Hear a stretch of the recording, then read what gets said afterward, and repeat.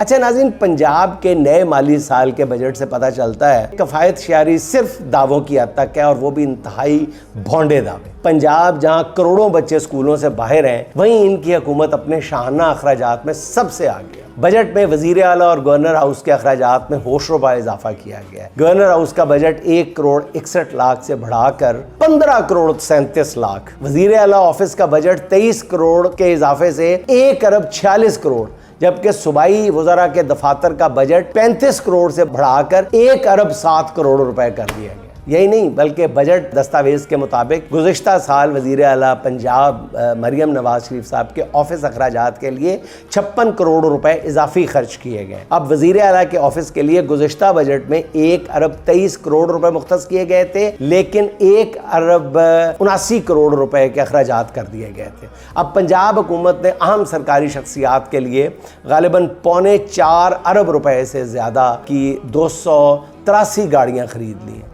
ناظرین، یہ وہ اخراجات ہیں جن کے لیے دالوں، گھی، پیکٹ کے دودھ اور بوتلوں کے پانی تک پر ٹیکس لگایا گیا ہے۔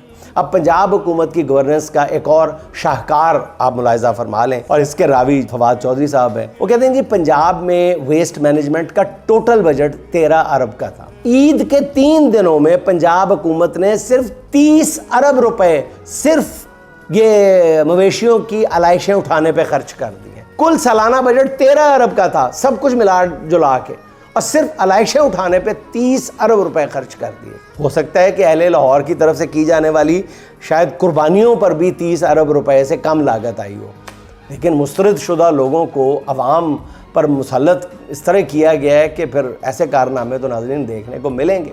یہ بالکل ایسے ہی ہے کہ حکومت توپ کے گولوں سے مچھر مارنے کا اعلان کرے، ار کے گلاب سے سڑکیں دھوئی جا رہی ہیں، حد ہے یار ویسے۔